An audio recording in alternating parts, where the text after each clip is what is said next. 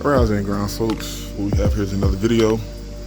This customer has a Weil McClain Ultra-230 gas boiler, and the complaint was, we're actually out here for the maintenance, but this customer said that the second floor zone, they tried turning the heat on a few days ago, and the second floor zone was like not really getting up to temperature. It wasn't real cold, but it wasn't as hot. And guys, upon arrival, we fired up our boiler. And I'm not sure if you can see here, but as you can see, our supply is down there right at our target temperature. So we know based on our supply, this boiler isn't giving us any errors. So first thing we wanted to do, we got down here, we wanted to test our boiler operation and make sure our burners are fired up. In this case it is. Next thing we want to do is identify what pump did which zone. And guys, this customer has two wireless Honeywell thermostats upstairs. This isn't first and second floor. It's pretty weird. One circulator does the baseboards and one does the radiator. So I believe the one that's not, the zone that's not heating up on the second floor is all baseboard. So that will correlate to this black pump here. And the circulator, the 007 circulator, that pipe was hot, and upon arrival, this one was cold. And once again, guys, I know that my thermostat is calling, and I know that my boiler is fired up. It's almost at target temperature. Next thing we want to do is we want to identify what circulator pump does what zone. And guys, this isn't unusual. Either you're going to have zone valves, which are common, but you can also have circulator pumps. And they don't have a switching board here. They just have multiple fan centers. In a nutshell, these fan centers, once you get a call from the thermostat, these fan centers is what actually controls the power to the circulators. But guys, before I get to the fan center, once you identify what circulator pump is what, I want to show you guys something here. This isn't a 007 circulator. Guys, this is a regular Takeo circulator. The amp draw on this is 1.45. What this means is once I hook a meter to this thing, hopefully I shouldn't be over amped, but I should be drawing some type of amp draw. I never use this 1.45. You can use this as a max, but I always tell my guys that based on what the nameplate says on the circulator, for instance, if this is 007, I will want the circulator to be within 60 to 70% of what the amp rating on that circulator pump is rated for. So with 1.45, guys, I would definitely take a 1.2, 1.3 as my max. But if this thing is drawing 1.45, 1.47, then borderline, I would believe that this pump is like on his way out, meaning this thing shouldn't be at 100% capacity. And of course, depends on the age of the pump.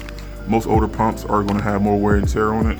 But guys, if something's drawing exactly what it's rated for, that would definitely raise a red flag. But in this case, guys, my circulator pump wasn't drawing any amps, so the pipe is cold, circulator pump isn't drawing amps.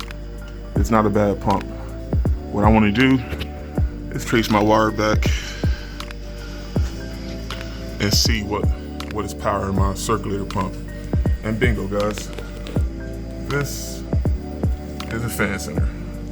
As you see here, you have your thermostat wires, R and W, and this relay. You guys hear me talk about this a lot.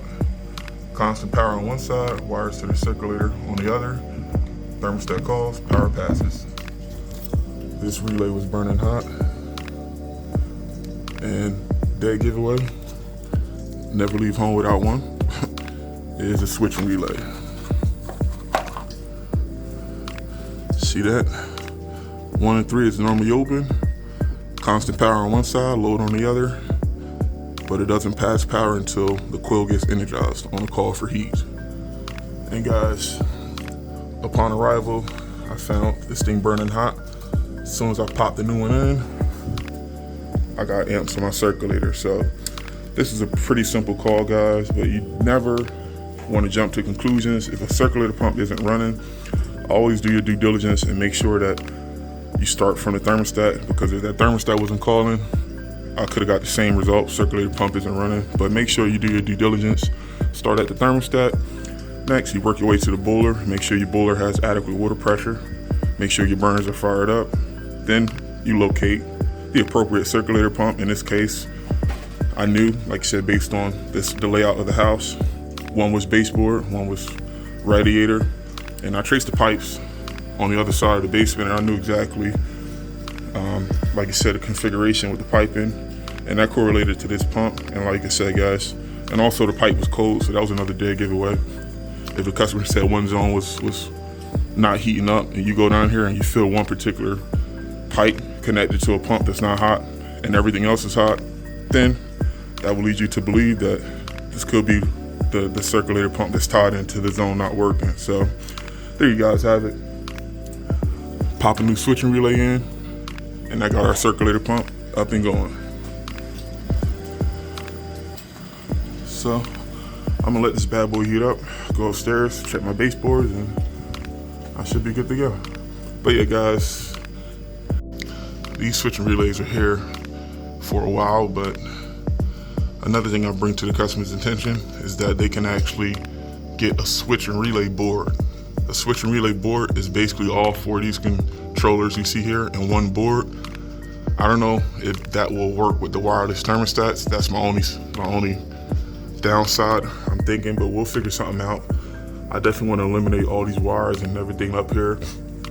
If I can just use one board, I think that would be better than having four individual boxes, and it definitely will help eliminate all the clutter that's up here. But for now, like I said, that relay should get that pump going, and I'm gonna go upstairs, check my zones, make sure all my radiators and baseboards are heating up, and have that conversation about upgrading this to a switching zone board.